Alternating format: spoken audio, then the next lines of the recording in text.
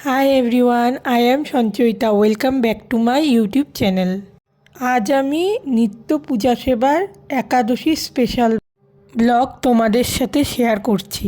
প্রথমে আমি আমার গোপুসোনাকে স্নান করিয়ে দিয়ে গোপুসোনার শৃঙ্গার করিয়ে দিলাম এবং শীতের পোশাক পরিয়ে দিলাম।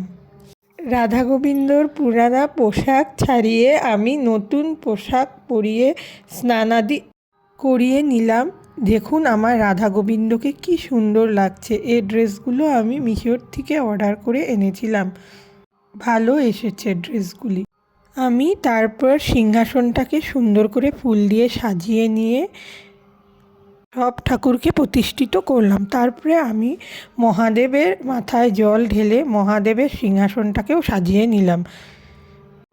তারপরে গীতাতে ফুল পুষ্প অর্পণ করে তারপর আমি ঠাকুরের সামনে ভোগ নিবেদন করলাম। সেদিন যেহেতু ছিল একাদশী, তাই আমি ঘরে থাকা ফল দিয়েই ঠাকুরকে সেবা দিলাম। তারপর ধূপদীপ জ্বালিয়ে আমি ঠাকুরকে আরতি করে নিলাম। দেখুন ঠাকুর ঘরটা কি সুন্দর লাগছে। আমি প্রত্যেক একাদশীতেই একাদশী ব্রত করি। জানি না কতটুক পারি, ঠাকুর সেবায় যতটুক মন দিতে পারি এতটুকুই দেওয়ার চেষ্টা করি। ধন্যবাদ।